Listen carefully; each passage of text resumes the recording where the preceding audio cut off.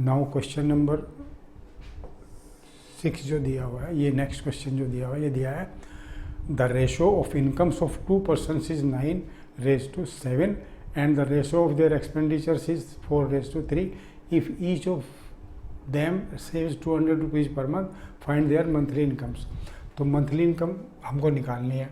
तो जो रेशो दी हुई है हमको इनकम की, वो दी हुई है 9 और 7। तो हम ये मान लेते हैं कि जो पहला पर्सन है, सपोज करो वो ए है, दूसरा बी है, तो पहले की तो 9x मान लेते हैं हम और दूसरे की मान लेते हैं 7x।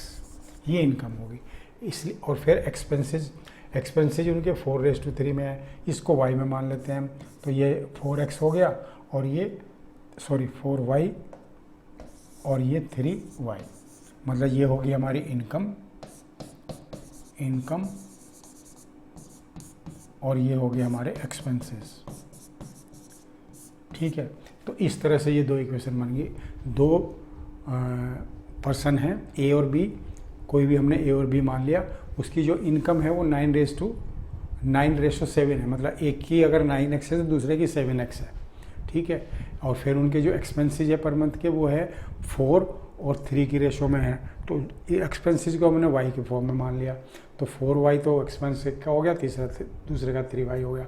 तो जो पहले की इनकम है, पहले की जो इनकम वो जो बनेगी हमारी, पहले की जो हमारी क्या बनेगी, सेविंग जो बनेगी वो क्या बनेगी, जितने उसकी सैलरी है, जितनी इनकम है 9x है माइनस 4y जो है वो इसके एक्सपेंसेस है। तो ये अगर हम इनकम में से एक्सपेंसेस को घटाएंगे तो उसकी सेविंग बच जाएगी, और सेविंग कहता है ये 200 है, तो 200 के ये बराबर हो जाएगा। ये एक इक्वेशन आ गई हमारी।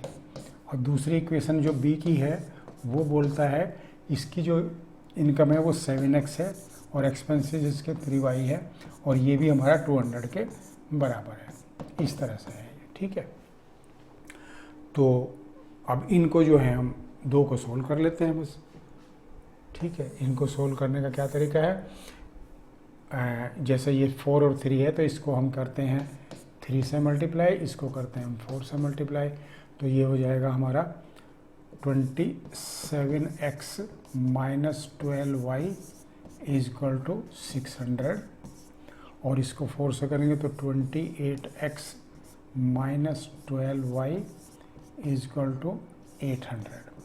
ठीक है, अब इसको माइनस प्लस माइनस, ये तो कट जाएगा y तो हमारा, तो यहाँ जाएगा माइनस का x is equal to minus के 200, माइनस से माइनस तो x इज इक्वल टू 200 आ गया। तो जो हमारी x की वैल्यू है वो हमारी 200 आ गई। अब हम y की वैल्यू निकाल लेते हैं, इसको किसी में भी पुट कर देते हैं। सपोज करो हम इसमें पुट कर देते हैं यहाँ पर, तो ये हो जाएगा हमारा, इसको थोड़ा सा ऊपर ले लेते हैं, यहाँ पे ले लेते हैं इसको, तो ये हो जाएगा हमारा 9x minus 4y is equal to 200 है। ये हमारी पहली इक्वेशन।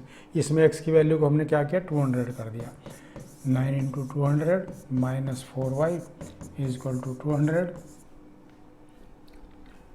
तो ये हो जाएगा हमारा 1800 minus 4y is equal to 200। तो 4y is equal to 4y को उधर लेंगे तो ये हो जाएगा 1800 और 200 इधर आ जाएगा, तो ये हो जाएगा 4y इज इक्वल टू 1600, तो y इज इक्वल टू कितना हो जाएगा 400।